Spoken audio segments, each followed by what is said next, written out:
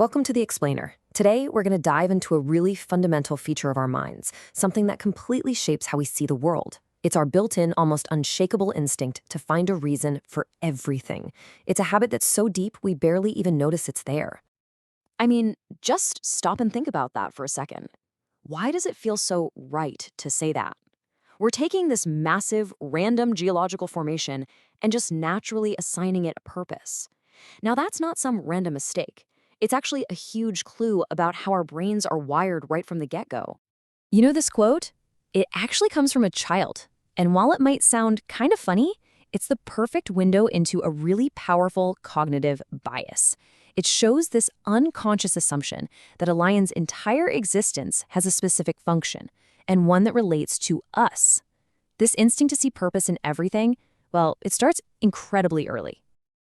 Okay, so to really get a handle on this, we've got to go back to the beginning. We need to look at how a child's brain first tries to make sense of this incredibly complicated world that it's just been dropped into. Developmental psychologists have this amazing term for it. They call it promiscuous teleology. It basically describes how kids have this default tendency to give a function to almost everything they see, from natural objects to living things. In their world, nothing is just there. It's there for something. And here's the thing. This childhood habit isn't just some cute phase that we all grow out of.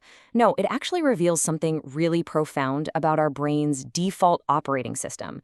You could call them its factory settings. So this tendency has a formal name. It's called teleological reasoning. Think of it as the adult version of that promiscuous teleology we see in kids. It's our built-in bias to look at the world and just assume it was designed, that everything has a specific purpose and a function. Now, this is a really big deal because it strongly suggests that the intuition of a designer isn't necessarily something we learn from our culture or from religion. It might be something we're actually born with. It's the default way our minds process reality, which makes ideas about creators or designers feel so incredibly natural to us. This right here is the perfect illustration of that clash between our gut feeling and a hard-won scientific explanation. Our intuition absolutely screams that the eye is a perfect design for seeing, but science, well, it tells a much more complicated, non-purposive story of chance and adaptation.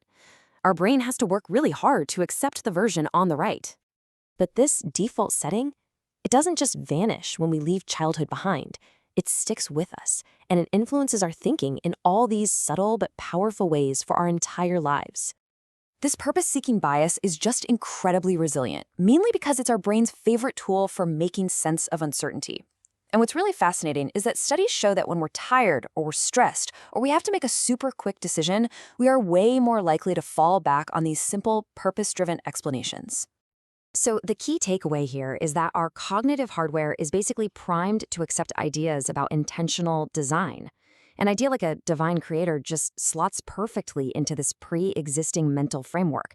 It makes the idea cognitively sticky, easy to grasp, easy to remember, and easy to pass on. And you see this in action all the time. Whenever we try to find meaning in a random accident, or maybe a surprising recovery from an illness by saying it was part of a higher plan, that's our teleological reasoning at work. It's our brain's deep-seated attempt to replace randomness with purpose. So this all sets up a pretty fundamental tension, right? A tension between our natural, intuitive way of thinking and the often counterintuitive world that science shows us. This helps explain why a concept like evolution can be so difficult for so many people to accept. The friction isn't just about the evidence, it's about a deep cognitive battle. Evolution tells this story of randomness and chance and adaptation without any specific goal. And that directly contradicts our brain's default programming, which is always looking for purpose. Okay, here's a great way to think about this. Picture our intuitive, purpose-driven view of the world as being like your smartphone's dark mode. It's the easy, comfortable default setting that the system just prefers. It feels right.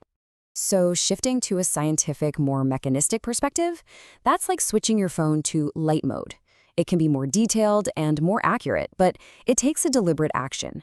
It requires real, conscious, cognitive effort to override that factory setting.